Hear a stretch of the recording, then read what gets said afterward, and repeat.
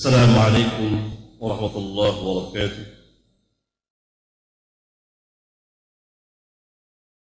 إن الحمد لله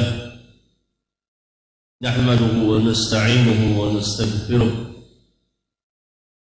ونعوذ بالله من شرور أنفسنا ومن سيئات أعمالنا.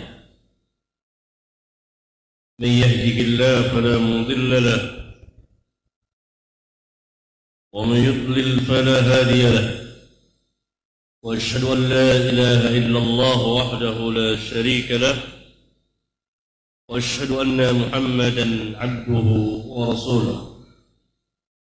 يا أيها الذين آمنوا اتقوا الله حق تقاته ولا تموتن إلا وأنتم مسلمون. يا أيها الناس اتقوا ربكم الذي خلقكم من نفس واحدة وخلق منها زوجها وبث منهما رجالا كثيرا ونساء، واتقوا الله الذي تساءلون به والأرحام إن الله كان عليكم رقيبا. يا أيها الذين آمنوا اتقوا الله وقولوا قولا سديدا يصلح لكم أعمالكم ويغفر لكم ذنوبكم، ومن يطع الله ورسوله فقد فاز فوزا عظيما. أما بعد، فإن أصدق الحديث كتاب الله، وأحسن الحج حج محمد صلى الله عليه وعلى آله وسلم، وشر الأمور محدثاتها، وكل محدثات بدعة، كل بدعة ضلالة، وكل ضلالة في النار. أيها الأخوة، جماعة قوم مسلمين، ikhwan dan akhwat yang saya muliakan, semoga Allah Jalla wa'ala memberikan kemuliaan kepada kita dunia dan akhirat. Kita akan berbicara tentang sesuatu yang sangat besar sekali. Berbicara tentang manusia menjadi pilihan Allah Azza wa Jalla untuk mendampingi, menemani Rasulnya yang mulia sebagai utusan Allah yang terakhir.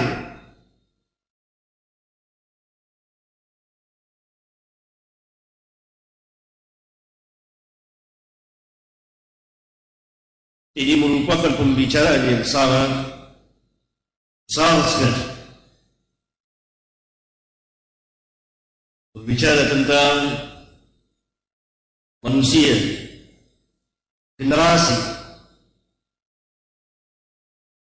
yang telah dipuji dan dimuliakan oleh Rabbul Alamin di dalam kitab yang mulia.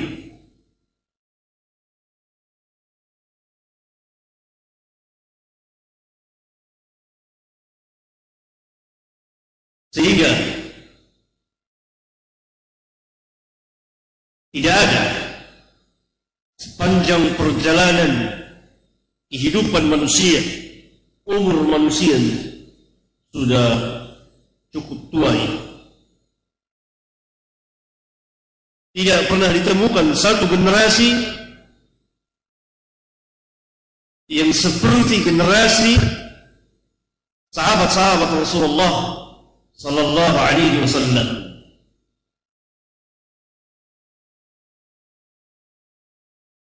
Sahabat-sahabat terbaik dari sahabat-sahabat seluruh para nabi dan rasul. Setiap nabi dan rasul mempunyai sahabat.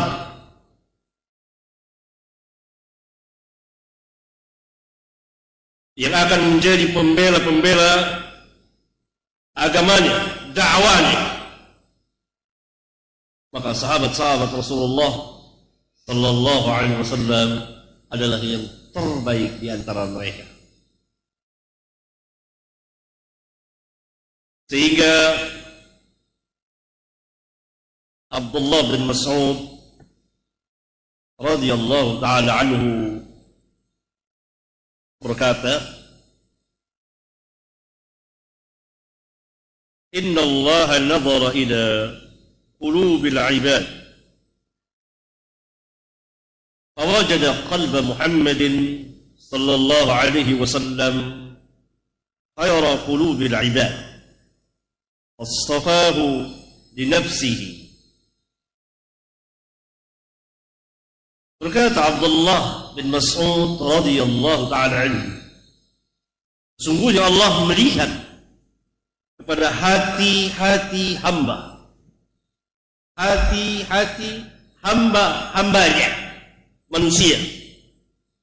Maka Allah dapati hati Muhammad sallallahu alaihi wasallam khayra qulubil ibad, sebaik-baik hati seorang hamba. Fastafahu li nafsihi, lalu Allah memilihnya untuk dirinya. Jadi dia angkat, Allah angkat menjadi Rasulnya, dan dia utus untuk seluruh umat manusia. فابتعثه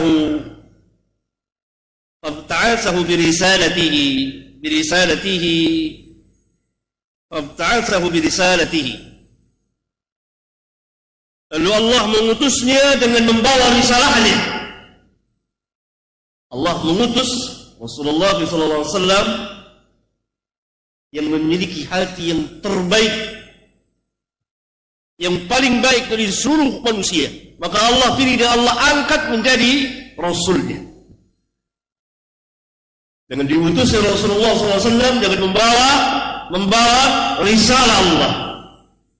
Thumma nazara fi qulubil ibad. Kemudian Allah melihat ke hati-hati hamba, ini hamba-hamba Allah, manusia. Ba'da qalbi Muhammadin sallallahu alaihi wasallam, sesudah melihat hati Muhammad, fawajada quluba ashabihi khayra qulubil ibad. Maka Allah dapati hati-hati para sahabat adalah sebaik-baik hati manusia. Fawajada quluba ashabihi khayra qulubil ibad faj'alahum wuzara'a nabiyhi. Maka Allah jadikan mereka sebagai wuzara, pembantu-pembantu nabinya, yang senantiasa mendampingi nabinya, membela nabinya, wazirnya. Yuqatiluna ala dinihi, mereka berperang demi membela agamanya, agama Allah, untuk membela agama Allah, atas dasar agama Allah. Yuqatiluna ala dinihi.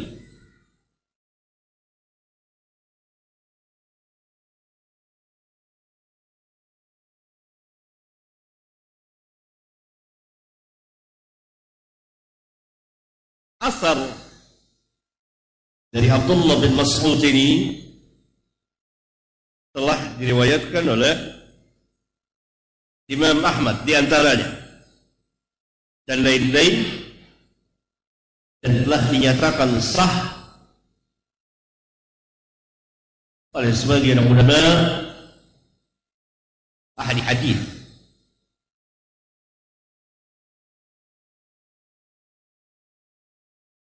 Perkataan Ibnu Mas'ud,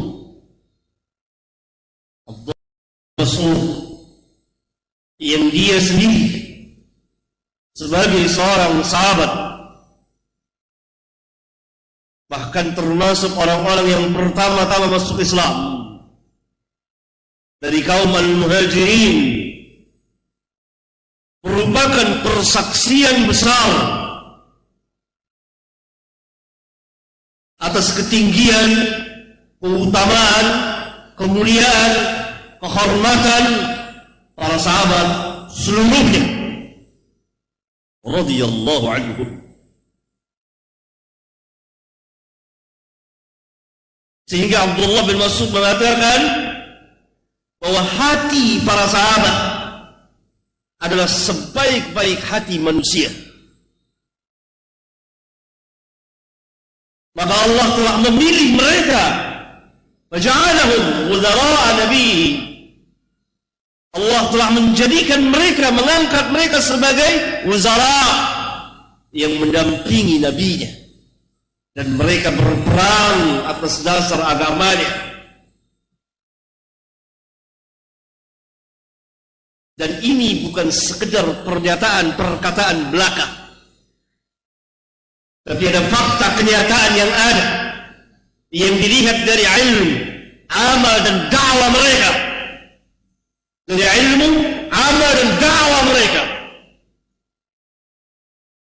Dari ilmu, mereka adalah orang yang paling alim, paling tahu tentang agama Allah Jalla wa'ala,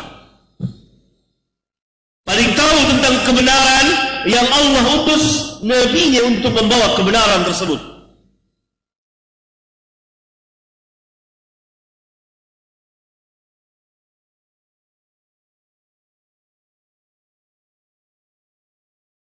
Ini secara ilmu. Sehingga Allah Subhanahu wa taala katakan mereka utul ilm. Orang-orang yang diberi, orang-orang yang diberi ilmu, orang-orang yang berilmu. Nanti akan saya bacakan.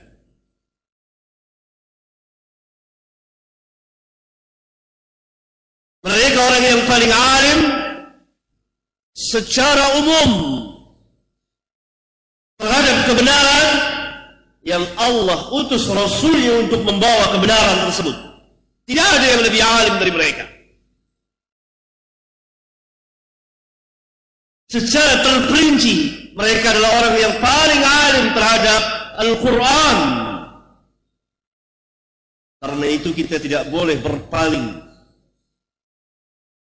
dari tafsir mereka. Mereka adalah orang yang paling alim, tahu tentang Rasulullah SAW, hadis-hadis beliau. Mereka orang yang paling alim tentang sunnah Rasulullah SAW.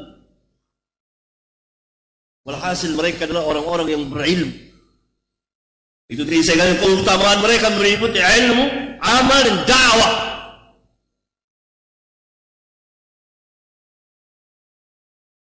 Amal, mereka berilmu, beramal.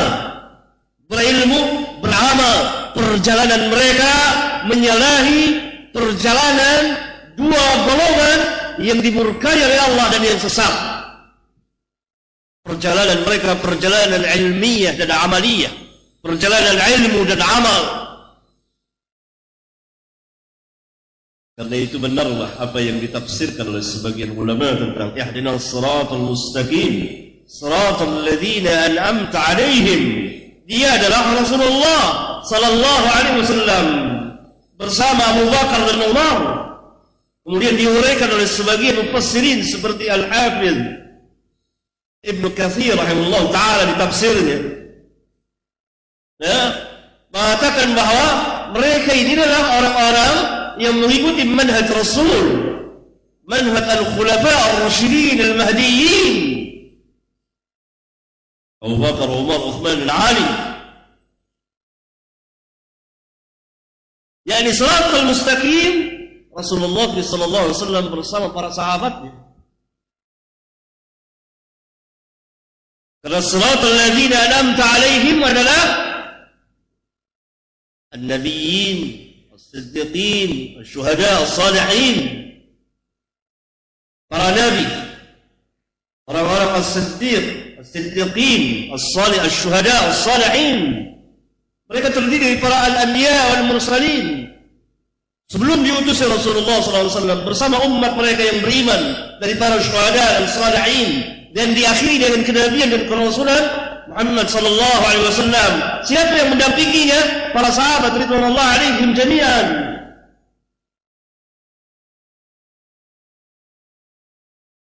Yang sesudah dia ghairil maghdubi 'alaihim waladdallin, al-maghdub al-yahud, ad-dallin an-nasara. Orang-orang Yahudi berilmu tetapi mereka tidak mengamalkan ilmunya, mereka menyembunyikan ilmu. Orang-orang Nasara beramal tanpa ilmu. Yahudi berilmu tapi tidak beramal, Nasara beramal tanpa ilmu. Para sahabat adalah berilmu dan beramal. Mereka terapkan dalam hidup dan kehidupan mereka. Dan dakwah semuanya ini ada. Karena itu Nabi yang mulia sallallahu alaihi wasallam mengatakan kepada kita dalam hadis yang derajatnya mutawatir dari jamaah para sahabat yang diriwayatkan oleh begitu banyak imam, Bukhari, Muslim dan lain-lain. Khairun nas qarni. Nabi katakan sallallahu alaihi wasallam, khairun nas, sebaik-baik manusia. Karena itu Abdullah bin Mas'ud tadi mengatakan bahwa hati para sahabat adalah sebaik-baik hati manusia, yang terbaik ketika itu. Faja'alahum, maka Allah angkat mereka, jadikan mereka pendamping nabinya yang mendampingi Rasulullah SAW sampai akhir hayat beliau. Muhammadur Rasulullah walladzina ma'ahu. Muhammad itu utusan Allah dan orang-orang yang menyertainya. Ma'ahu asyidda wal kuffar ruhama'u bainahum. Siapa mereka? Walladzina ma'ahu. Siapa mereka kalau bukan para sahabat radhiyallahu anhum. Khairun nas, sebaik-baik manusia. Qarni, yang hidup di zamanku. Dalam riwayat yang lain dikatakan khairul ummati, sebaik-baik umatku. Dalam riwayat yang lain dikatakan khairu hadhihi al-ummah, sebaik-baik umat ini. Dalam riwayat yang lain dikatakan khairukum, sebaik-baik kamu. Orang yang hidup sesudahku, orang yang hidup di zaman, orang yang hidup pada kurun. Di mana aku hidup? Para sahabat. Kemudian yang sesudahnya, kemudian yang sudah. Ma'ruf hadis.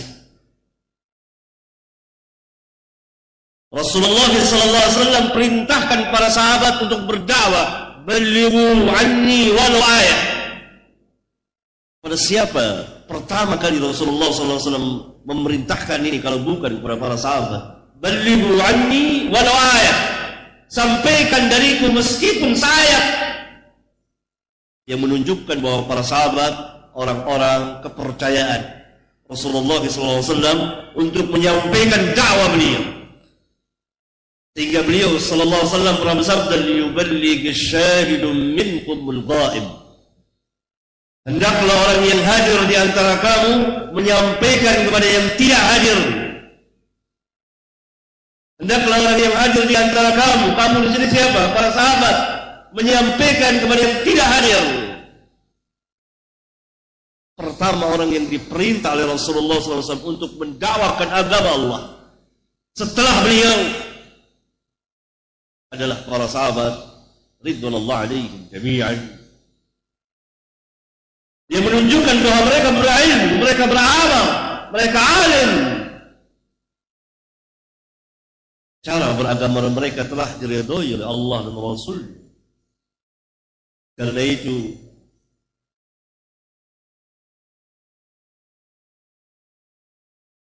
Syekhul Islam Ibnu Taimiyah rahimahullah ta'ala pernah mengatakan seperti ini, yang merupakan faedah yang sangat besar sekali dalam agama. Apa kata beliau? Man adala an madahib as-sahabah wat-tabi'in wa tafsirihim ila ma yukhalifu dhalik kana mukhti'an fi dhalika bal mubtadi'an. Orang siapa yang berpaling, menyelisih, menyimpang, mengambil arah yang lain dari madhab para sahabat dan tabi'in, Dimaksud mazhab di sini adalah sikap dan cara beragama mereka yang benar secara ilmu, amal dan dakwah. Berpaling dari mereka, dari para sahabat dan tabi'in, dan tafsir mereka ila ma yukhalifu dzalik, kepada yang menyalahinya, kepada selain dari apa yang diamalkan, yang diyakini, yang diketahui, yang diamalkan oleh para sahabat dan tabi'in, kana mukhti'an fi dzalika, maka dia telah tersalah, bal mubtadi'an, bahkan sebagai mubtadi', ahli bid'ah, bahkan sebagai mubtadi', ahli bid'ah. Jadi orang yang menyalahi, menyelisih mazhab sahabat, dan dia mengambil perjalanan yang lain, cara-cara yang lain itu yang mereka buat sendiri, yang mereka pahami dengan pemahaman mereka, pemahaman yang salah, yang keliru terhadap agama Allah, yang dasarnya adalah Al-Quran dan Sunnah Rasulullah sallallahu alaihi wasallam. Ila ma yukhalifu dzalik, kana mukhti'an bal mubtadi'ah, maka dia adalah orang yang salah, bahkan seorang mubtadi'.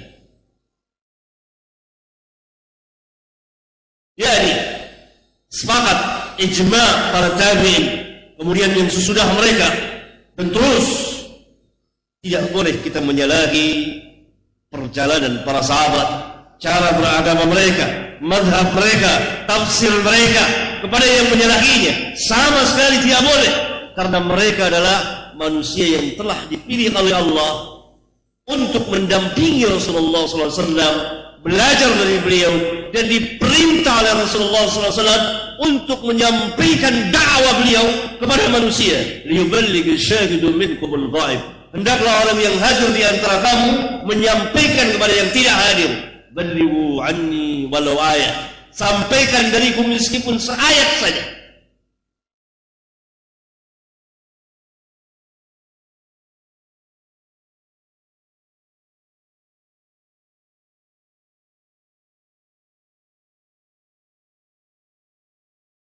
Kemudian Syekh mengatakan, wa in kana mujtahidan maghfuran lahu khata'uhu, dan jika dia seorang mujtahid yang berijtihad tetapi salah ijtihadnya sehingga menyalahi perjalanan para sahabat dalam satu atau beberapa masalah, maka dia kesalahannya diampuni. Kemudian kata Syekh, wa nahnu na'lam, dan kami tahu, yani kita semua tahu, anna al-Quran qara'ahu sahabah wa tabi'una wa tabi'uhum, bahwa Al-Quran ini telah dibaca oleh para sahabat, dan demikian juga telah dibaca oleh para tabi'in dan tabi'ut tabi'in yang mengikuti mereka. Siapa orang yang pertama kali membaca Al-Quran? Sahabat. Oleh karena itu kita yakin, ilmu yakin, bahwa para sahabat telah membaca Al-Quran sebelum kita.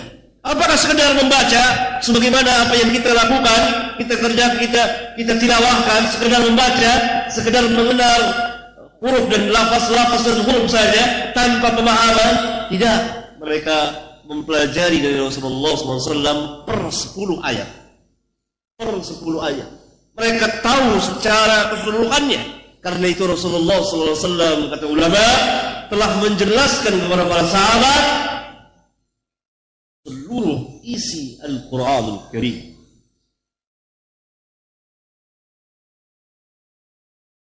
Demikian juga para sahabat membacakan kepada para tabi'in, dan tabi'in membacakan kepada orang-orang yang mengikuti mereka dari tabi'un tabi'in. Wa annahum kanu a'lamu bi tafsirihi wa ma'anihi kama annahum a'lamu bil haqqi alladhi ba'atha Allahu bihi rasulahu. Dan sesungguhnya mereka adalah orang yang paling tahu, paling alim tentang tafsir Al-Quran dan makna-maknanya, sebagaimana mereka lebih tahu tentang kebenaran yang Allah telah utus Rasulnya untuk membawa kebenaran tersebut.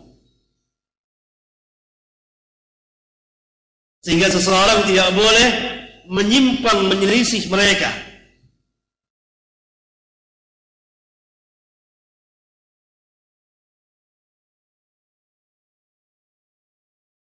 Syekhul Islam pun mengatakan, apabila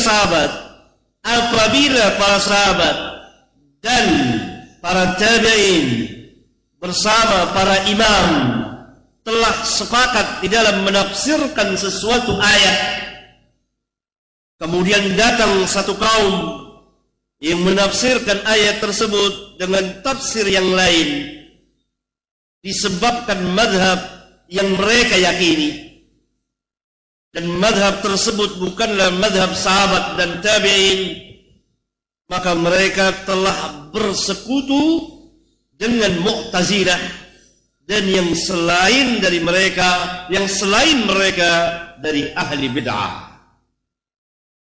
Ini merupakan kaidah yang sangat besar. Kenapa para ulama membuat kaidah-kaidah ini? Bahwa kita tidak boleh, kaum muslimin tidak boleh memisahkan diri dari para sahabat, dari pemahaman mereka.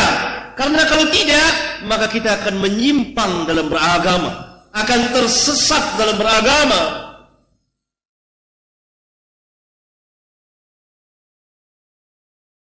Sehingga apabila para sahabat dan tabi'in bersama para imam telah sepakat dalam menafsirkan sesuatu ayat, kemudian datang satu kaum menafsirkan yang berbeda dengan tafsir sahabat, maka dia telah mengikuti Mu'tazilah.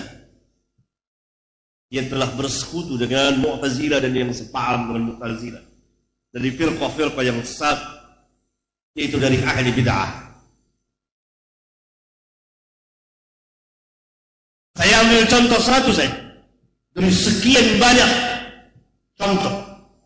Firman Allah Jalla wa'ala, وَمَنْ لَمْ يَحْكُمْ بِمَا أَنْزَلَ اللَّهُ فَأُولَٰئِكَ هُمُ الْكَافِرُونَ. Barang siapa yang tidak berhukum dengan apa yang Allah turunkan dengan Al-Quran, dengan hukum Allah, maka mereka itulah orang-orang yang kafir. Tafsir dari Khawarij dan orang-orang yang mengikuti Khawarij dari para ahli bid'ah dari zaman ke zaman, di timur dan di barat bumi, sampai pada hari ini, sampai di negeri kita ini, bahkan sampai di kota-kota kita, di negeri kita ini, ya di Jakarta, ya di Cirebon dan lain-lain. Mereka menafsirkan siapa saja yang tidak berhukum dengan hukum Allah kafir, dalam arti keluar dari Islam. Ini sebuah tafsiran yang sangat menyimpang dan jauh sekali dari tafsir para sahabat. Karena tafsir para sahabat dalam menafsirkan ayat tadi yang sering diulang-ulang oleh Abdullah bin Abbas radhiyallahu anhuma dan murid-muridnya dari para tabi'in seperti Mujahid dan Sa'id bin Jubair, Atha bin Abi Rabah dan lain-lain dari para a'immah, menafsirkan ayat tadi secara terperinci, secara tafsil. Ada yang kafir dalam arti keluar dari Islam, ada yang kafir kufrun duna kufrin,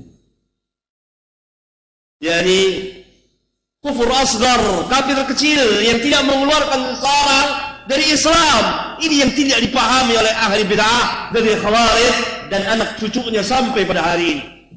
Karena itu ketika mereka melihat di sebagian negeri-negeri Islam yang sebagiannya tidak berhukum dengan hukum Allah, langsung mereka katakan negeri itu adalah negeri kafir, Indonesia adalah negeri kafir, Malaysia adalah negeri kafir, ini negeri kafir, ini negeri kafir, seterusnya. Karena mereka melihat bahwa sebagian dari negeri-negeri itu pada sebagian masalah tidak berhukum dengan hukum Allah, maka mereka langsung mengkafirkan. Dalil mereka apa?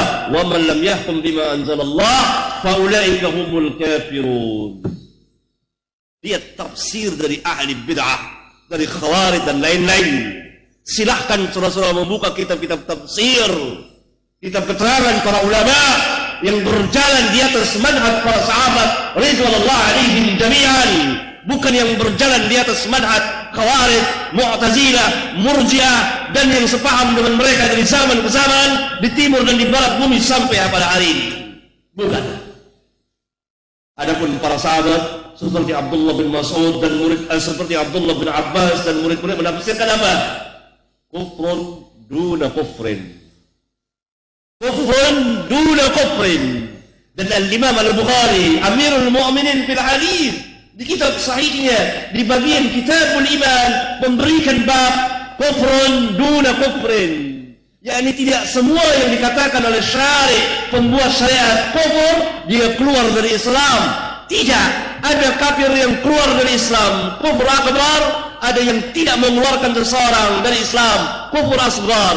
Apabila dia menolak hukum Allah, dia membenci hukum Allah, dia mengatakan bahwa boleh berhukum dengan hukum Allah, boleh juga dengan ini, seimbang, sama, tidak ada perbedaan, bahkan mungkin melebihkan hukum manusia dari hukum Allah, yakni yang intinya dia menghalalkan dengan hatinya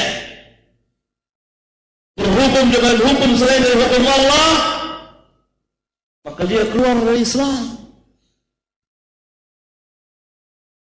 Apabila tidak dan dia mengakui bahwa ini hukum Allah dan wajib bagi manusia berhukum dengan hukum Allah, tetapi karena hawanya, hawa nafsunya, atau karena sebab-sebab yang lain, walhal dia mengakui dan dia tidak menghalalkan berhukum dengan hukum selain dari hukum Allah, maka dia tidak keluar dari Islam. Dia tidak keluar dari Islam.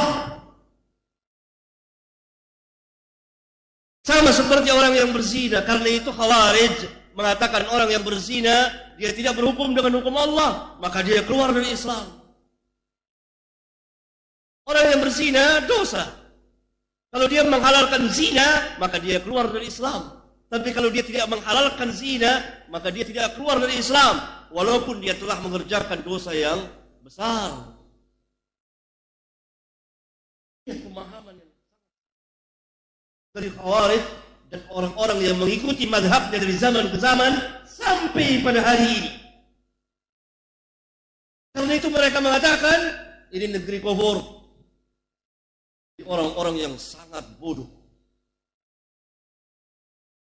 Kalau dikatakan Indonesia ini negeri kafir, apakah negeri ini yang dikatakan? Tidak, tentu orangnya.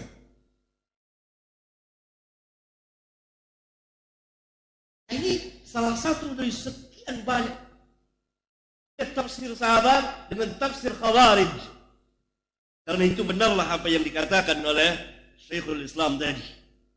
Barang siapa yang berpaling dari mazhab sahabat dan tafsir mereka, maka dia telah melakukan kesalahan, bal mubtadi'.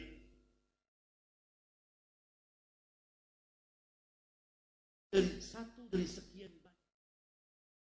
Baru satu ayat saja salah dalam menafsirkannya dan tidak mengikuti ilmunya para sahabat, manhaj mereka, pemahaman mereka dalam memahami Islam secara keseluruhan dan Al-Quran secara khusus, maka telah menimbulkan kerusakan yang besar pada hamba dan negeri-negeri.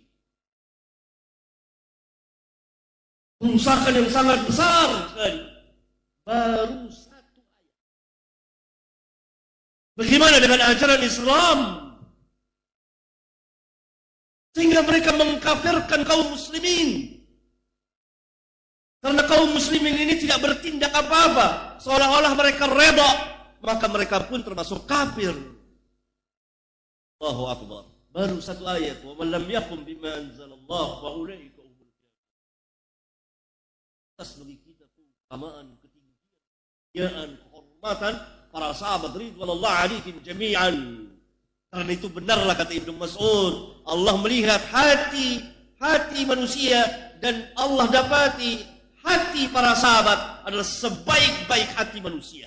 Karena itu Allah pilih, Allah angkat mereka sebagai wazir, pendamping yang mendampingi Rasulullah SAW. Dan ini Allah nyatakan dengan tegas dalam kitabnya yang mulia tadi, Muhammadur Rasulullah walladzina ma'ahu asyidda'u 'alal kuffar ruhama'u bainahum.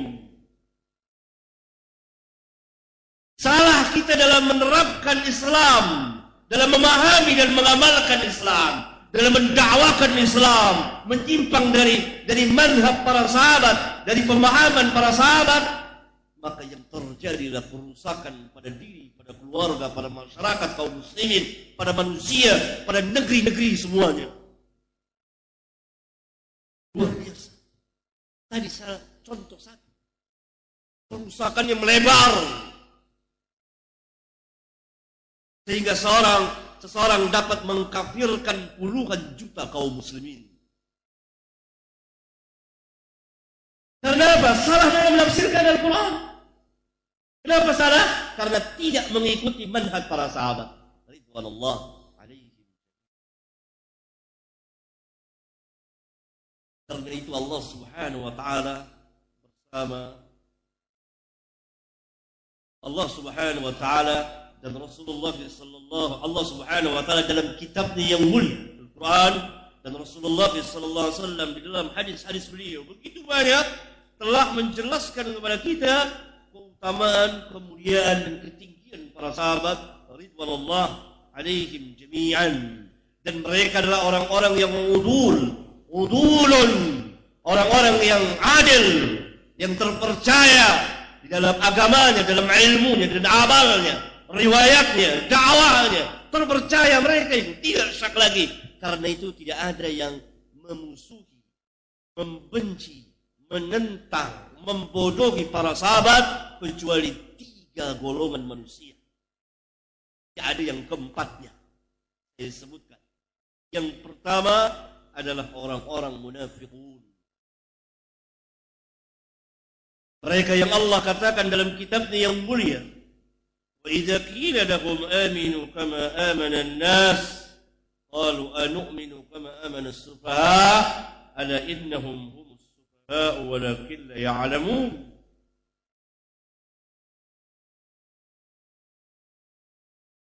Dan apabila dikatakan kepada mereka,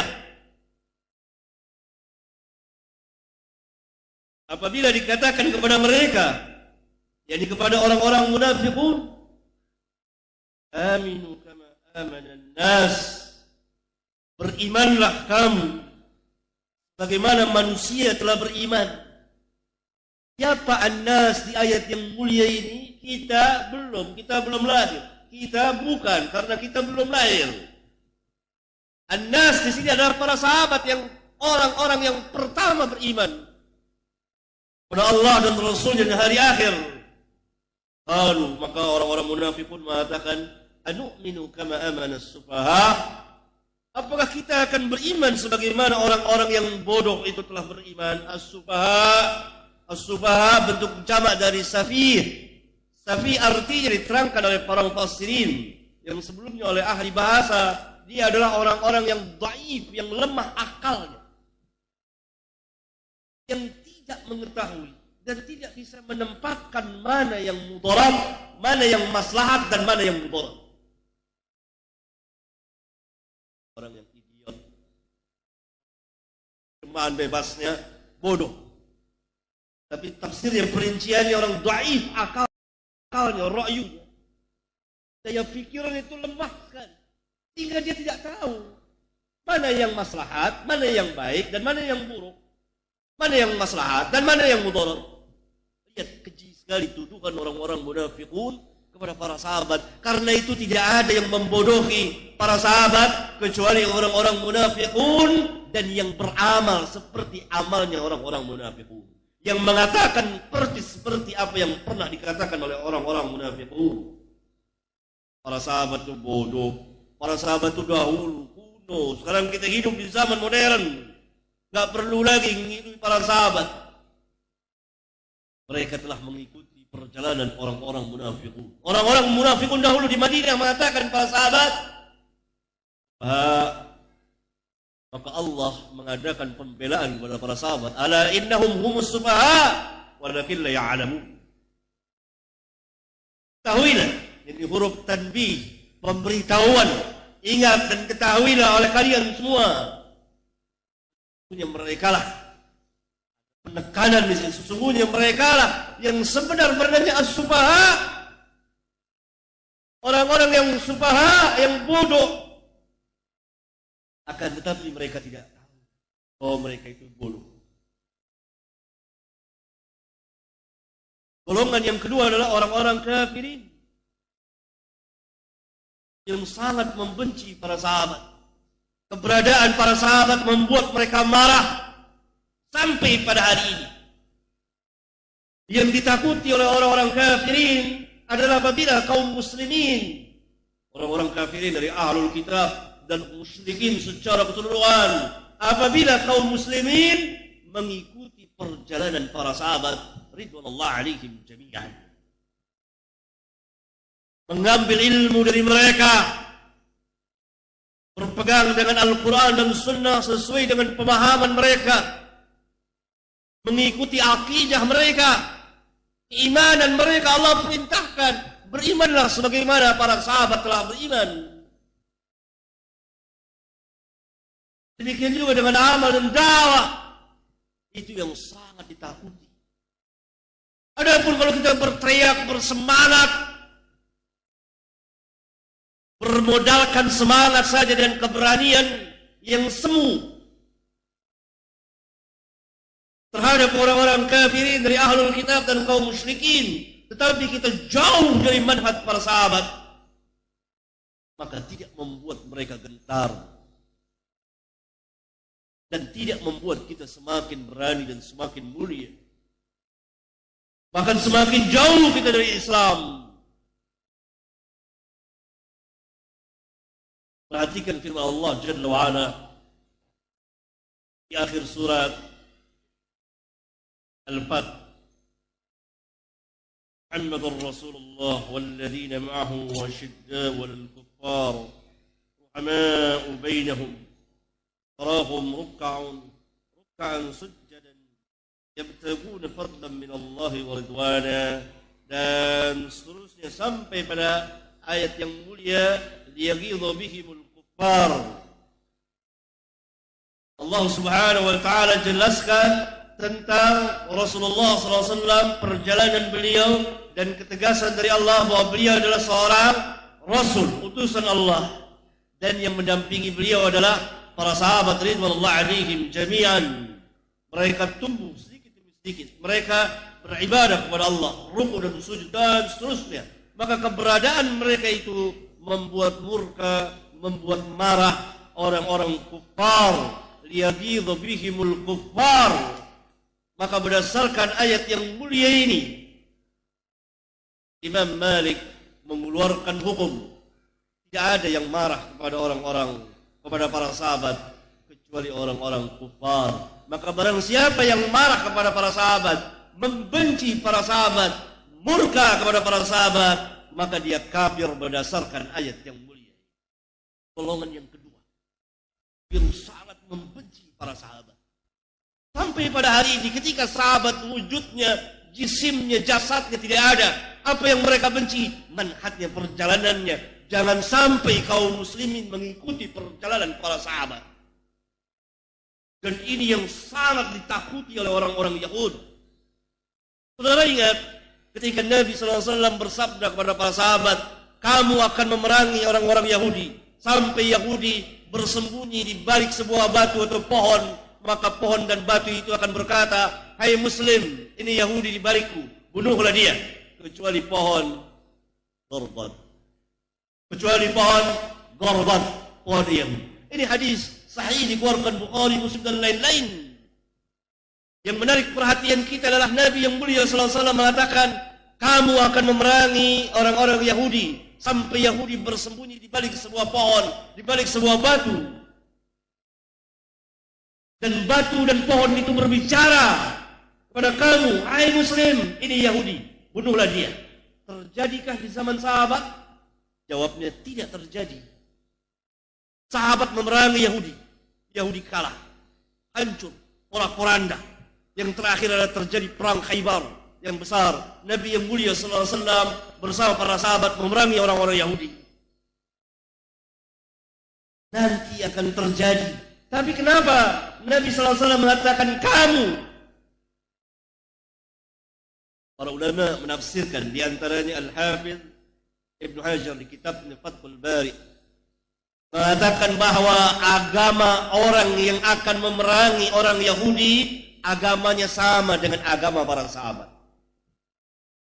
Tentunya yang dimaksud agamanya di sini adalah cara beragamanya, karena ma'ruf semuanya adalah kaum muslimin. Yang membedakan adalah cara atau sikap beragama.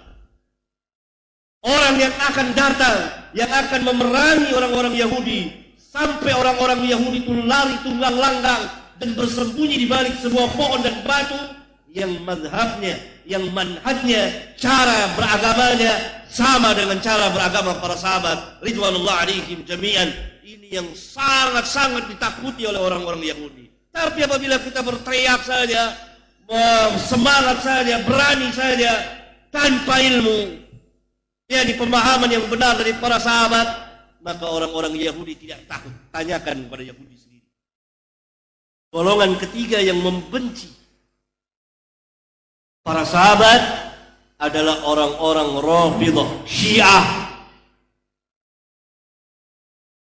dan orang-orang yang mengikuti orang-orang Syiah dari zaman ke zaman sampai pada hari ini. Tidak ada yang lebih membenci para sahabat dari orang-orang Syiah. Sehingga di kitab-kitab mereka dikatakan, Allahu Akbar, kalau bukan untuk menjelaskan kedustaan mereka, saya tidak berani membawakannya. Dikatakan bahwa Abu Bakar dan Umar disiksa di neraka lebih keras dari iblis. Itu termaktub di kitab mereka. Ada. Baik dalam bahasa Arab maupun dalam bahasa Parsi. Yang kemudian dibongkar oleh para ulama kita, dijelaskan kepada kita, sehingga kita bisa membacanya.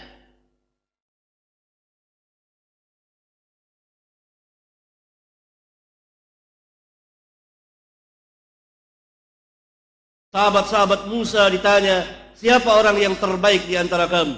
Adalah mereka menjawab, sahabat-sahabat Musa. Demikian juga dengan Isa. Yang terbaik adalah Al-Hawariyun. Tetapi ketika Syiah ditanya, siapa orang yang terburuk di dalam umatmu? Maka Syiah menjawab, orang yang paling jelek, paling buruk adalah sahabat-sahabat Muhammad sallallahu alaihi wasallam. Gak ada yang keempatnya kecuali mengikuti ahli bid'ah. Sampai Mu'tazilah memuliakan Abu Bakar, Umar, Utsman.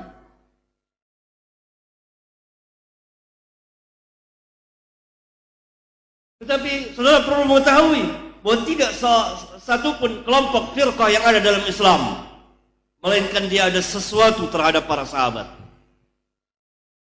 Walaupun terhadap sebagian sahabat. Adapun Syiah terhadap seluruh para sahabat, kecuali beberapa orang para sahabat yang bisa dihitung dengan jari. Ini adalah penghinaan besar-besaran terhadap Rasulullah sallallahu alaihi wasallam, yang menunjukkan bahwa beliau tidak berhasil,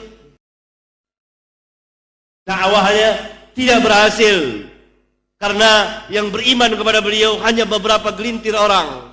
Setelah beliau wafat, murtad semuanya, dari Abu Bakar terus sampai kepada Abu Hurairah dan lain-lain. Seluruh para sahabat kecuali Ali, Hasan, Husain, Salman, Abu Dzar, Miqdad, Fatimah. Beberapa orang yang bisa dihitung dengan jari.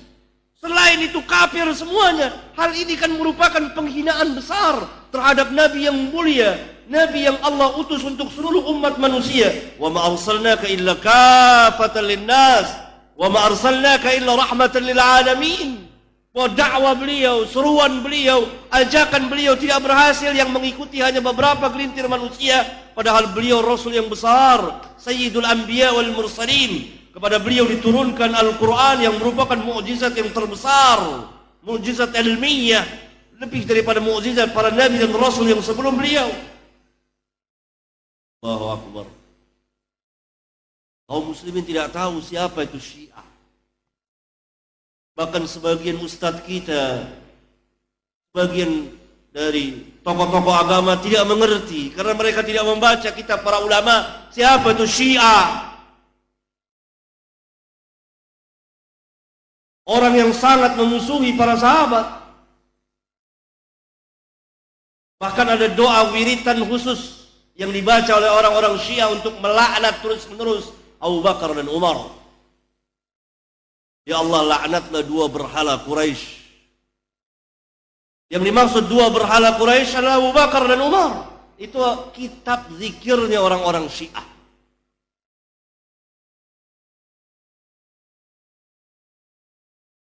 Bahkan sebagian tokoh mereka mengatakan dengan tegas, Abu Bakar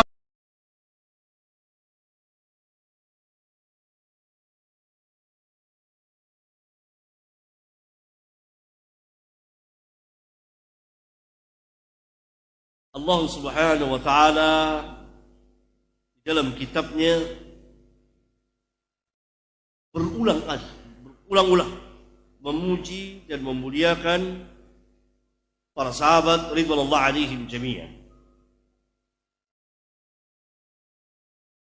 Di antaranya Allah Subhanahu wa taala mengatakan, berfirman, yang menunjukkan bahwa para sahabat adalah ulama'nya umat ini, ahli ilmunya umat ini. Al-ulama warathatul anbiya, para ulama adalah pewaris para nabi.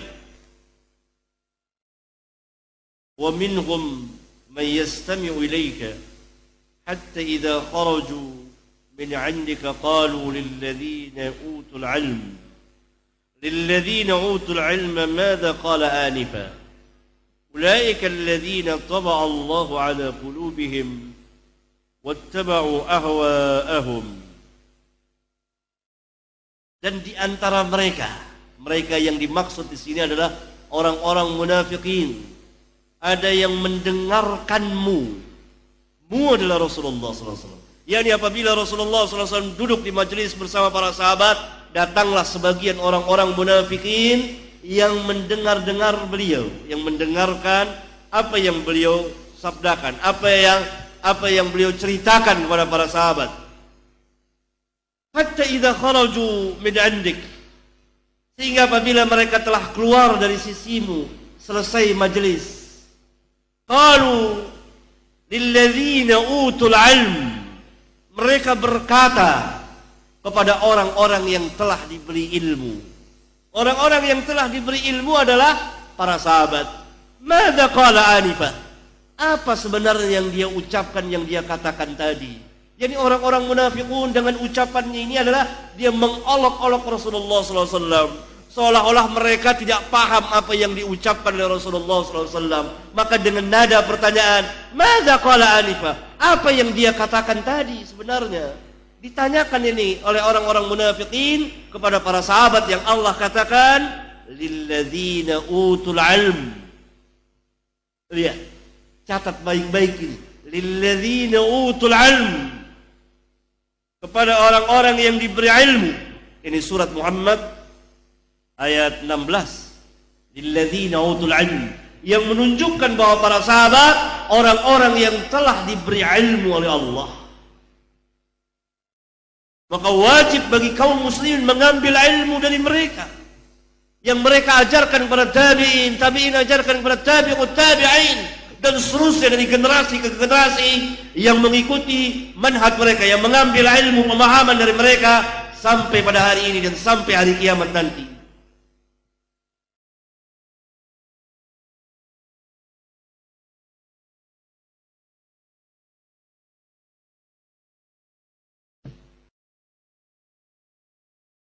Syahidnya adalah lilladzina utul ilm, Para sahabat adalah orang-orang yang telah diberi ilmu. Siapa yang memberikan ilmu kepada mereka? Allah.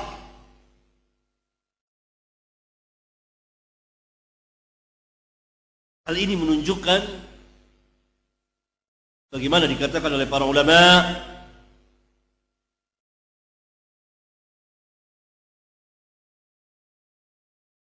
bahwa para sahabat radhiyallahu anhum mereka telah memiliki ilmu syar'iyyah. Mereka adalah orang-orang yang paling alim terhadap agama Allah, al-Islam, yang secara khusus dibawa oleh Rasulullah sallallahu alaihi wasallam, didakwakan oleh beliau. Dan orang yang pertama kali belajar kepada beliau, mendengar dakwah beliau, mengambil dari beliau, tidak syak lagi, tidak ragu lagi, adalah para sahabat radhiyallahu anhu. Pada ayat yang lain Allah Subhanahu wa taala menegaskan kepada kita, kuntum khayra ummatin ukhrijat lin-nas ta'muruna bil ma'ruf wa tanhauna 'anil munkar wa tu'minuna billah. Kamu adalah sebaik-baik ummah yang dikeluarkan untuk manusia, yang ditampakkan, dibangkitkan untuk manusia agar menjadi contoh bagi manusia dan diikuti oleh manusia.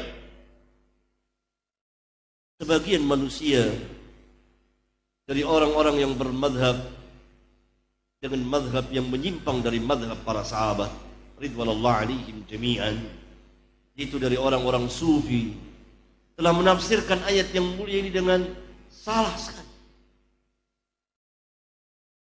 Mereka mengatakan bahwa ini adalah khurud, keluar dari satu kota ke kota yang lain, dari satu negeri ke negeri yang lain, berkelana mengembara di permukaan bumi ini dengan tidak menetap di satu tempat.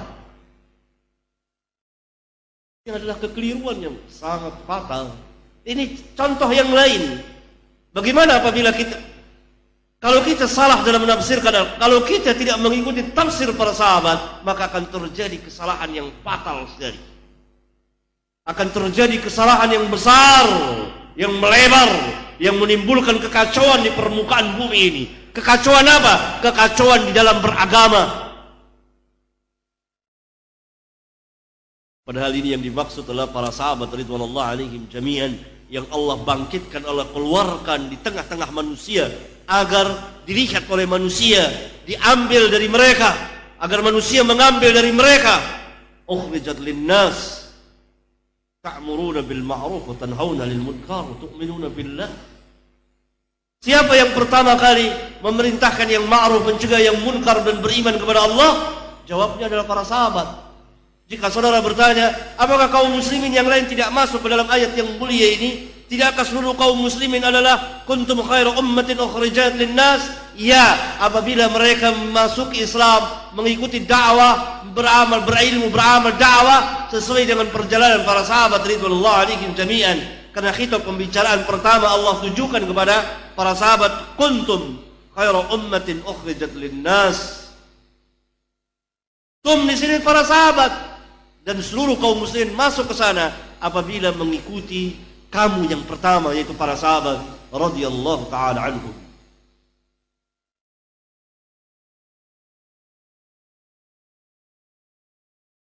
Dalam ayat yang lain Allah Subhanahu wa taala berfirman, was-sabiquna al-awwaluna minal muhajirin wal ansar walladzina ittaba'uuhum bi ihsan radhiyallahu anhum wa radu anhu. Orang-orang yang terdahulu, yang pertama-tama dari al-muhajirin dan ansar, dan orang-orang yang mengikuti mereka bi ihsan, dengan kebaikan, maka Allah meridai mereka dan mereka redha kepada Allah.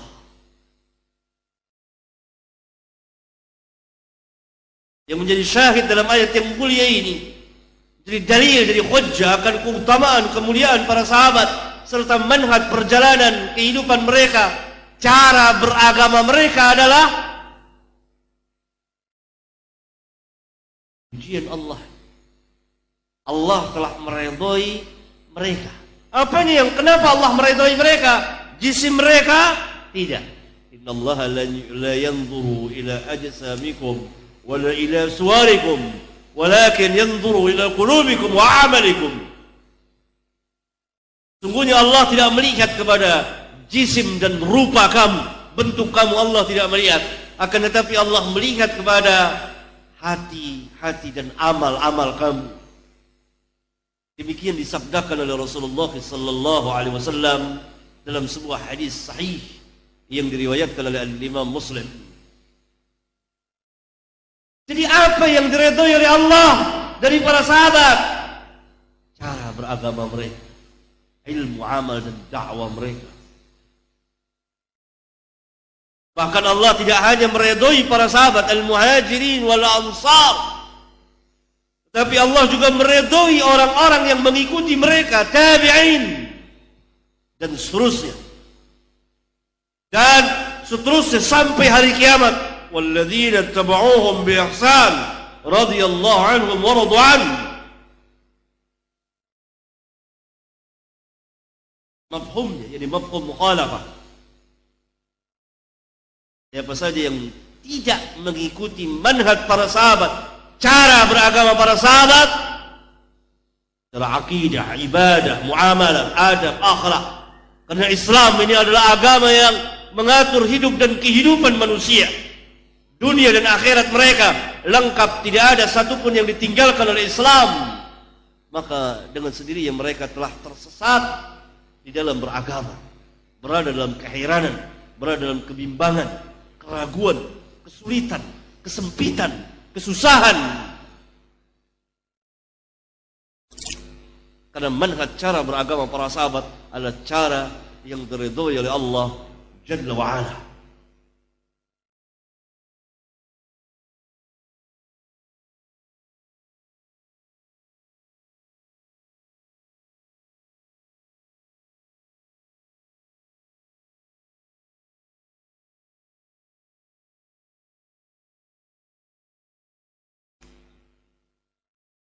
Ayyuhal ikhwah, saya akan memberikan salah satu contoh dari manhaj para sahabat ridwanullah alaihim jami'an.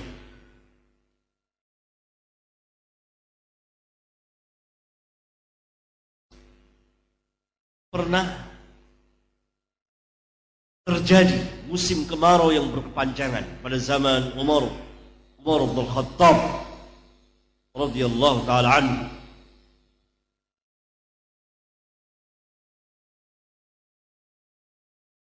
Kemudian Umar bin Khattab meminta paman Nabi Abbas bin Abdul Muttalib untuk berdoa kepada Allah agar Allah menurunkan hujan. Umar mengatakan, "Ya Allah, dahulu kami bertawassul dengan Nabi-Mu." Lihat kalimat dahulu. Yani ketika Nabi-Mu masih hidup, kami bertawassul. Jadi meminta kepada Nabi SAW agar Nabi berdoa kepadamu, kepada Allah, agar Allah menurunkan hujan. Sekarang, yakni ketika Rasulullah SAW telah wafat, kami bertawassul dengan paman Nabi-Mu. Ya. Tidak ada seorang pun dari sahabat, dari mulai Umar bin Khattab sampai yang terakhir, yang mendatangi kubur Nabi yang mulia sallallahu alaihi wasallam, kubur termulia di dunia. Tidak ada seorang pun sahabat dari Umar bin Khattab sampai yang terakhir mendatangi kubur Nabi, padahal kubur Nabi sallallahu alaihi wasallam ada di hadapan kedua mata mereka, dekat jaraknya, Tidak perlu ditempuh dalam jarak yang sekian ratus kilometer mendatangi sebuah kubur. Tidak. Salah satu sikap dan cara beragama yang luar biasa. Akidahnya Riyad. Gak ada yang meminta-minta kepada kuburan, mendatangi kubur-kubur tertentu seperti sebagian kaum muslimin yang menyimpang perjalanannya dari perjalanan para sahabat. Lihat Umar bin Khattab. Tidakkah kita mau jadikan contoh Umar bin Khattab? Siapa yang akan kita contoh? Umar bin Khattab atau guru-guru kita, atau masyarakat kita, atau kaum kita, atau yang jadi ikutan kita, tradisi kita? Siapa? Jawabannya ada pada saudara. Pikirkanlah. Manhaj para sahabat, lihat. Mereka tidak mendatangi kubur Rasulullah SAW. Rasulullah SAW Sayyidul Anbiya wal Mursalin. Penghulunya sekalian para nabi dan rasul. Ada di hadapan kedua mata mereka. Hanya beberapa langkah saja mereka sampai ke kuburan Nabi. Dan mereka bisa bersimpuh di situ, bisa mengusap-usap kuburannya. Lalu mereka minta, ya Rasulullah, sekarang ini kami lagi ditimpa musim kemarau yang berkepanjangan. Mintalah kepada Allah agar Allah turunkan hujan. Begitu? Tidak. Kalla, thumma kalla. Tidak. Dan tidak sekali-kali. Tidak pernah para sahabat mendatangi kubur Rasulullah SAW untuk meminta-minta kepada Allah dengan perantara beliau, apalagi langsung meminta kepada beliau. Tidak, padahal mereka mengalami masa-masa yang sangat sulit sekali. Diuji oleh Allah, di antaranya musim kemarau yang berkepanjangan. Kemudian Umar bin Khattab mengatakan dengan lantang di hadapan para sahabat, ya Allah, dahulu kami bertawassul dengan nabimu, sekarang kami bertawassul dengan paman nabimu, Abbas bin Abdul Muttalib. Lalu Umar merintahkan Abbas berdoa, memohon kepada Allah, Allahumma agithna ya Rabb. Ya Allah, turunkan hujan, turunkan hujan. Kata Anas bin Malik yang meriwayatkan hadis yang mulia ini, turunlah hujan. Silahkan baca hadisnya di beberapa kitab. Hadis di antaranya di kitab Sahih Bukhari, di bagian kitab Al-Istisqa. Luar biasa. Bandingkan dengan kita, entah berapa ratus, berapa ribu kubur yang dikatakan sebagai kubur-kubur orang-orang mulia. Siapa yang lebih mulia, Nabi yang mulia atau mereka? Semua kaum muslimin akan menjawab yang paling mulia adalah Nabi yang mulia sallallahu alaihi wasallam. Setelah Rasulullah SAW, siapa orang yang paling mulia? Seluruh kaum muslimin akan menjawab Abu Bakar As-Siddiq, As-Siddiqul Akbar. Setelah Abu Bakar siapa? Semua kaum muslimin kecuali Syiah akan menjawab Umar bin Khattab. Setelah Umar siapa? Seluruh kaum muslimin akan menjawab kecuali Syiah, Rafidah, Utsman bin Affan. Setelah Utsman bin Affan, seluruh kaum muslimin akan menjawab kecuali Rafidah, Ali bin Abi Thalib. Kenapa saya mengecualikan Rafidah? Padahal Rafidah mengangkat Ali. Tidak demikian. Ali mereka angkat sederajat dengan Allah, yang Ali tidak mau.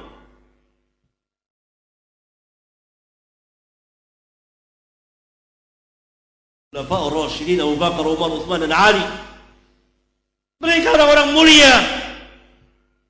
Dan pada zaman Umar bin Khattab hidup Utsman dan Ali. Ketika terjadi musim kemarau dan Umar berdoa di hadapan para sahabat, gak ada seorang pun mendatangi kubur Rasulullah SAW untuk meminta-minta kepada Allah. Bandingkan dengan perbuatan kita. Berapa banyak tempat-tempat tertentu, berapa kubur-kubur dikatakan ini kubur syekh, kubur ini, kubur itu, lalu dipuja-puja oleh orang, diminta-minta orang-orang bersimpuh di situ, memohon, meminta langsung. Fa inna lillahi wa inna ilaihi raji'un. Siapa yang akan kita contoh? Ini salah satu dari sekian banyak contoh dari akidah yang rusak, yang menyalahi perjalanan para sahabat ridwanullah alaihim jami'an.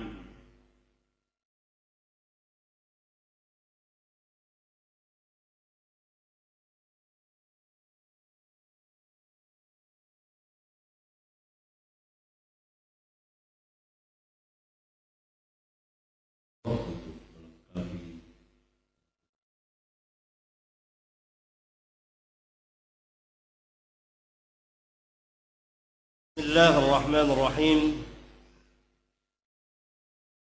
الحمد لله حمدا كثيرا طيبا مباركا فيه كما يحب ربنا ويرضى وصلى الله وسلم وبارك على النبي الرحمة وعلى آله وأصحابه ومن اتبعهم بإحسان إلى يوم الدين وبعد.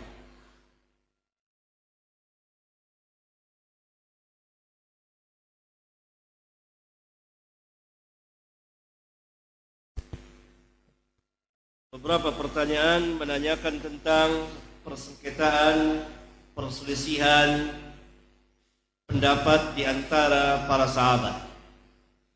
Hal ini adalah berjalan sesuai ijtihad mereka. Dalam manhaj dan akidah mereka bersatu. Pecah belah. Adapun dalam sebagian masalah ijtihadiyah, ilmiyah dan amaliyah, dalam sebagian masalah, saya ulang, ilmiyah dan amaliyah yang masuk dalam ruang ijtihadiyah, maka mereka berjalan sesuai dengan tabi'iyah basyariyah, manusia yang sifatnya suka berselisih, berbeda antara satu dengan yang lain. Itu pertama. Yang kedua, berlebih kurang berbedanya tingkat berpikir dan keilmuan mereka. Tetapi yang ketiga, mereka tidak mengajak kepada perselisihan, bahkan mereka semua bersatu. Wa'tasimu bihablillahi jami'a wa la tafarraqu. Bercerai mereka para sahabat dalam manhaj dan akidah mereka. Satu menyembah kuburan, satu menyembah Allah, satu meminta langsung kepada Allah, satu dengan perantara orang yang telah mati. Tidak, semuanya berdoa kepada Allah. Ud'uni astajib lakum. Wa idza sa'ala fas'alillah, wa idza sa'alta fas'alillah, wa idza ista'anta fasta'in billah. Kata Nabi sallallahu alaihi wasallam kepada Abdullah bin Abbas yang masih kecil. Apabila engkau minta kepada Allah, apabila mohon pertolongan kepada Allah. Manhaj dan akidahnya. Seluruh para sahabat percaya dan beriman akan adanya azab dan nikmat kubur. Lihat kita, Mu'tazilah tidak beriman dengan azab dan nikmat kubur, dan Mu'tazilah gaya baru yang hidup pada zaman kita sekarang ini sama. Khawarij, Mu'tazilah, Murji'ah dan lain-lain mengatakan Idil hukmu illa lillah wa man lam yahkum bima anzalallah fa ulaika humul kafirun. Mereka mengkafirkan, dan khawarij pada zaman sekarang dan yang mengikuti mereka juga mengkafirkan kaum muslimin yang tidak berhukum dengan hukum Allah tanpa perincian. Saya ulang agar orang tidak salah paham mendengar ceramah saya ini, jawaban saya ini. Tanpa perincian, harus diperinci. Manhaj para sahabat dan tabi'in dan tabi'ut tabi'in memperinci permasalahan. Ada yang keluar dari Islam, ada yang tidak keluar dari Islam, tetapi telah melakukan maksiat yang besar. Ya. Perselisihan tentu terjadi. Bahkan ini tidak bisa dipungkiri. Bahkan malaikat pernah berselisih, malaikat rahmat dengan malaikat azab. Saudara tahu hadis yang mulia yang mengisahkan tentang seseorang yang telah membunuh 99 orang, kemudian dilengkapi jadi 100 orang, lalu dia mati di tengah jalan, maka turun malaikat rahmat dan malaikat azab. Siapa yang akan membawa? Bukankah kedua orang malaikat yang mulia itu berselisih, lalu dihakimi oleh Allah Jalla wa'ala? Perselisihan ilmiah, ijtihadiyah, tapi manhajnya satu. Manhajnya satu. Para sahabat pegangannya apa? Kitabullah dan sunnah Rasulullah SAW. Mereka mengikuti manhaj para sahabat. Seluruh para sahabat kalau ditanya aina Allah, di mana Allah, semuanya menjawab fis sama' ar-rahmanu 'alal 'arsy istawa. Ada di antara para sahabat yang meminta-minta kepada kuburan? Enggak ada. para sahabat. Tapi dalam masalah ilmiah, ijtihadiyah, ilmiah dan amaliyah, ijtihadiyah, ya terjadi perbedaan pendapat. Apabila demikian, maka kita tidak boleh menciptakan pendapat yang ketiga. Kalau ada 3 pendapat, tidak boleh menciptakan pendapat yang keempat, karena kebenaran beredar di antara mereka. Misalnya para sahabat berbeda jadi 2 pendapat, kita tidak boleh memunculkan pendapat yang ketiga. Harus pilih salah satu di antara 2 pendapat, karena kebenaran beredar di antara mereka. Satu yang benar, satu yang salah. Yang benar dapat 2 pahala, yang salah dapat 1 pahala.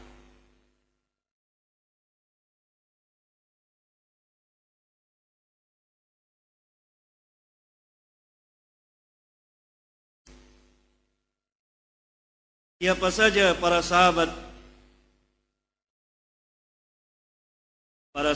Nabi SAW yang sangat penting, utama dalam mendampingi, dalam membela dan mempertahankan agama Allah.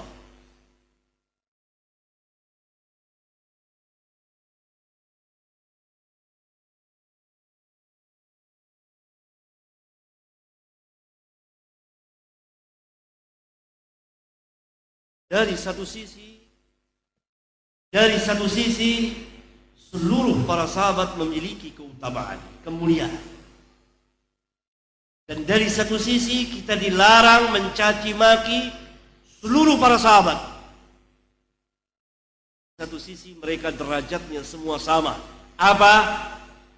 Sahabat-sahabat Rasulullah SAW. Dari sisi yang lain, maka mereka berlebih kurang derajatnya. Ada sahabat, karena itu para ulama membagi tabaqat. Para sahabat bertabaqat, bertingkatan-tingkatan.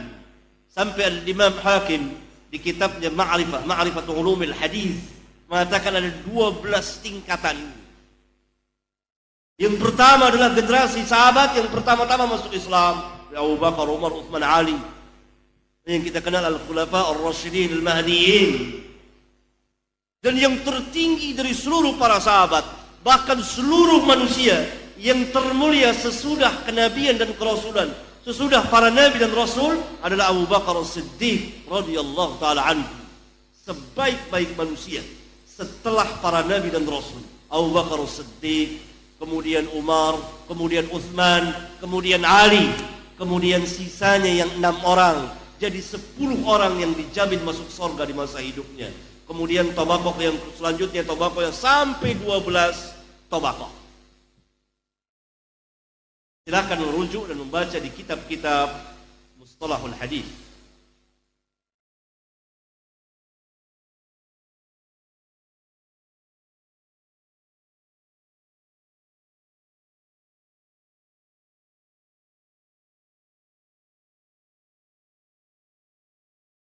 Pertanyaan selanjutnya, kitab apa yang mudah untuk dipelajari tentang para sahabat? Mempelajari tentang apanya? Kalau manhajnya, cara beragamanya, dan ini yang wajib bagi setiap muslim.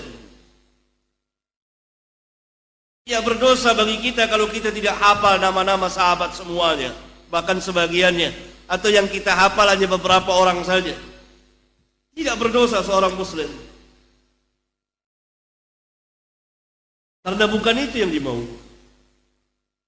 Cara, sikap dan beragama sebagaimana Allah Subhanahu wa taala telah meridhai para sahabat radhiyallahu anhum wa radu anhu. Ini dapat kita pelajari dari kitab-kitab akidah yang dikarang oleh Ahlus Sunnah wal Jamaah. Kitab-kitab usuluddin.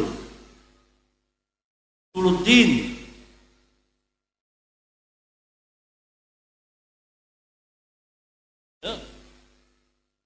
Para sahabat, para ulama telah memperinci, mewajibkan mengikuti manhaj para sahabat. Wajib bagi manusia, bagi kaum muslimin dan seluruh orang yang masuk Islam mengikuti cara beragamanya para sahabat radhiyallahu alaihim jami'an. Apabila kita ingin mempelajari riwayat hidup mereka, orang per orangnya, perjalanan kehidupan mereka, tanggal lahir, wafatnya, peperangannya, tempat tinggalnya, dan seterusnya, maka banyak sekali kitab-kitab yang telah dikarang oleh para ulama. Dan yang terbaik diantaranya adalah kitab Al-Bidayah wa Nihayah oleh Al-Hafidh Ibn Katsir, atau secara khusus kitab Al-Isabah fi Tamyiz as-Sahabah. Kitab Al-Isabah dikarang oleh Al-Hafidh Ibn Hajar, dan lain-lain kitab banyak sekali. Tapi yang wajib bagi kita, sekali lagi yang wajib bagi kita, yang harus kita curahkan perhatian ke sana adalah mempelajari manhaj cara beragama para sahabat. Tadi ada beberapa contohnya saya jelaskan.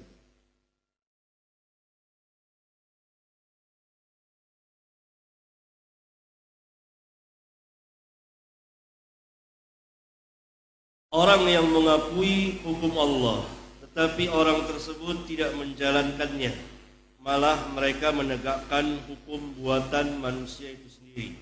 Apakah telah keluar dari Islam atau tidak? Jawabnya tidak. Karena dia tidak menghalalkannya, tidak sarahatan menolaknya dengan mengatakannya. Bagaimana kita bisa menghukumi seseorang itu keluar dari Islam? Seperti orang yang menyuap riswah, berarti berhukum dengan bukan hukum Allah. Apakah kita kafirkan? Tidak, selama dia tidak menghalalkan riswah. Seperti orang yang berzina, yang minum khamr, yang berjudi, yang mencuri, dia juga tidak mengikuti hukum Allah. Karena peraturan hukum Allah adalah jangan berzina, jangan mencuri, haram, yakni haram berzina, haram mencuri, berjudi, minum khamr, haram. Kemudian dia mengerjakannya. Berarti dia tidak berhukum dengan hukum Allah. Apakah langsung kita katakan kafir? Ini sempitnya pandangan orang. Dia sangka yang tidak berhukum dengan hukum Allah hanya pemerintah yang tidak menjalani sebagian hukum-hukum Allah, seperti berzina didera atau direjam, mencuri dipotong tangan, dan lain-lain, membunuh qisas dibalas bunuh. yakni berkisar sebatas hanya qisas dan hudud. Ini bagian dari Islam, bagian dari hukum Allah, tidak secara keseluruhannya. Sekarang tanyakan kepada mereka, mereka menikah dengan cara apa? Nikah dengan cara apa? Cara Islam atau cara di luar Islam? Tentu mereka akan jawab dengan cara-cara Islam, bahkan sampai kepada bid'ah-bid'ahnya. Azan yang sebentar lagi kita akan kumandangkan insyaallah ta'ala, dan salat jamaah yang akan kita tegakkan, itu hukum Allah atau bukan?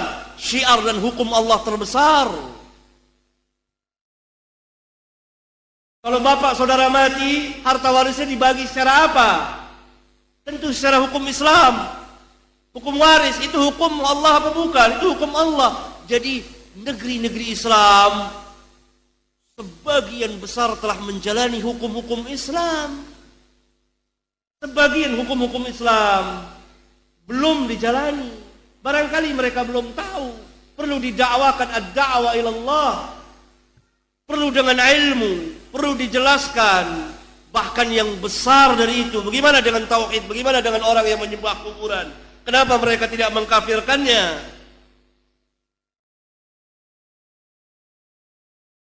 Ini salah paham, sempitnya pandangan. Karena apa? Karena manhajnya menyimpang mengikuti manhaj khawarij, manhaj mu'tazilah, manhaj murji'ah, dan seterusnya. Karena itu siapa saja yang tidak berhukum dengan hukum Allah, kafir. Kalau pemerintah mereka kafirkan, maka wajib juga mereka kafirkan setiap orang yang berzina, mencuri, minum khamar. Seperti Khawarij mengkafirkan orang yang berzina. Apa kata Khawarij? Karena dia tidak berhukum dengan hukum Allah. Hukum Allah menyatakan haram zina, haram mencuri, haram berjudi, haram minum khamar, haram ini, haram itu. Menurut para sahabat, tidak. Kalau dia menghalalkan zina, keluar dari Islam. setelah ditegakkan hujjah kepada dia bahwa zina itu haram. Setelah dia memiliki ilmunya dan dia tahu, dijelaskan. Kalau dia tidak menghalalkannya dan dia mengerjakannya, dia tidak dikeluarkan di dalam Islam, dari Islam. Dia tetap dalam Islam, tetapi dia telah mengerjakan maksiat yang besar. Ini keadilan. Demikian juga saudara-saudara kita yang tidak berhukum dengan hukum Allah, barangkali mereka belum tahu, dijelaskan dengan ilmu, didakwakan tentang Islam yang sangat tinggi dan sangat mulia sekali, di mana orang-orang Islam sebagian tidak mengenal Islam. Semata-mata tidak mengerjakan tidak dikatakan kufur. Apalagi kalau orang itu belum tahu. Kalau dia sudah tahu, dia mengerjakan tapi dia tidak menghalalkan. Saya ulang, tidak menghalalkan dengan hatinya.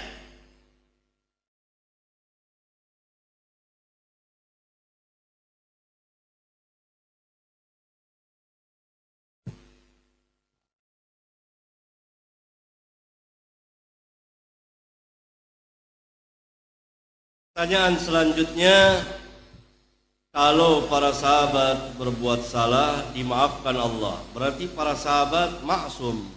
Tidak maksum, karena ini perkataan awalnya dengan akhirnya bertentangan. Kalau para sahabat berbuat salah, namanya salah, tidak maksum. Dimaafkan Allah, memberikan maghfirah, sebagaimana juga Allah memaafkan, memberikan maghfirah kepada manusia yang lain dari kaum muslimin. Tetapi kepada para sahabat tentunya secara khusus, karena mereka memiliki keutamaan yang kita tidak memilikinya. Sehingga Rasulullah SAW pernah bersabda, "La tasubbu ashabi, la tasubbu ashabi." Jangan kamu mencaci maki para sahabatku. Walladzi nafsi biyadi, demi Allah yang jiwaku berada di tangannya, falau anna ahadakum anfaqa mithla uhudin dhahaban ma balagha mudda ahadihim wala nasifa. Kalau sekiranya salah seorang di antara kamu menginfakkan emas sebesar gunung Uhud, seperti gunung Uhud, maka tidak akan mencapai derajat mereka satu mud atau setengah mud. Satu mud adalah 2 telapak tangan orang dewasa.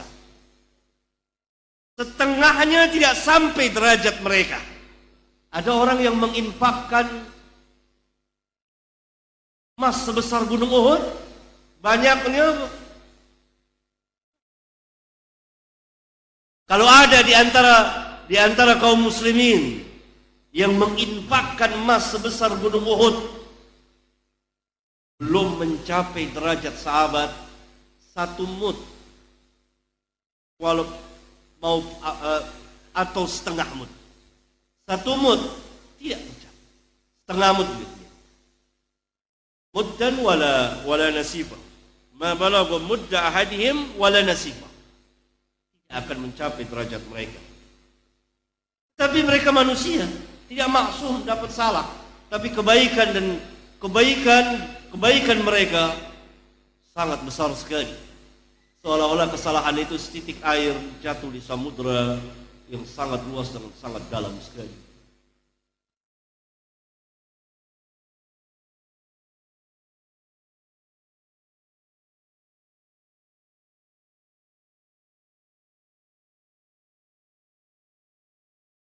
Mengapa berdoa di atas kuburan tidak boleh? Padahal kita mendoakan orang yang sudah mati, dan bagaimana tata cara ziarah kubur yang disunahkan Nabi sallallahu alaihi wasallam. Berdoa, mendoakan orang yang telah mati, baik secara umum maupun secara khusus, baik ketika kita memasuki kuburan atau salah satu dari kuburan tersebut kita doakan, maka ini tidak terlarang karena pernah diperbuat oleh Rasulullah sallallahu alaihi wa alihi wasallam. Tetapi hendaklah kita menghadap ke kiblat pertama. Yang kedua, yakni kita mendoakan penduduk kubur, ahli kubur, orang yang telah mati, Yang terjadi adalah sebaliknya. Kita meminta kepada orang yang telah mati agar mendoakan kita. Ini yang tidak pernah terjadi pada zaman Rasulullah SAW, pada zaman sahabat, dan ini penyimpangan besar-besaran dari akidah Islam yang bersih dari segala bentuk kesyirikan. Apalagi langsung menyeru meminta kepada orang yang telah mati dari orang-orang yang tertentu. Ini yang menyimpang. Adapun mendoakan orang yang telah mati, kita mendatangi sebuah kubur, ziarah, tidak dengan sengaja mengadakan perjalanan panjang safar. Misalnya saya datang dari Jakarta ke Cirebon ini untuk menziarahi kubur fulan-fulan tertentu dengan mengharapkan barokahnya, keutamaannya, ininya dan itunya. Ini dilarang di dalam Islam karena seluruh kuburan sama, seluruh kubur sama dan sunat diziarahinya. Fazurul kubura fa innaha tudzakirukumul akhirah. Ziarahi kubur-kubur karena ziarah kubur akan mengingatkan kamu kepada mati. Ini faedah yang sangat besar, manfaat yang sangat besar dari ziarah kubur. Yang kedua adalah mendoakan orang-orang yang telah mati. Sekali lagi saya katakan, mendoakan, bukan minta didoakan. Karena ini ada perbedaan yang asasi. Mendoakan adalah kebahagiaan bagi penghuni kubur itu. Kita berdoa kepada Allah agar penghuni kubur diselamatkan dari azab kubur, azab neraka, agar diampunkan dosa-dosanya, agar dimasukkan ke dalam surganya dan seterusnya.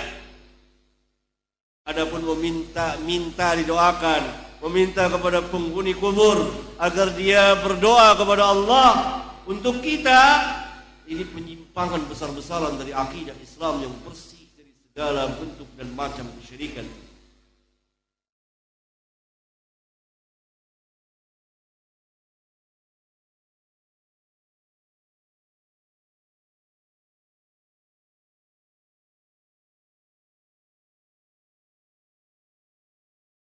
Pertanyaan barangkali ini yang terakhir karena waktunya sudah. Bagaimana cara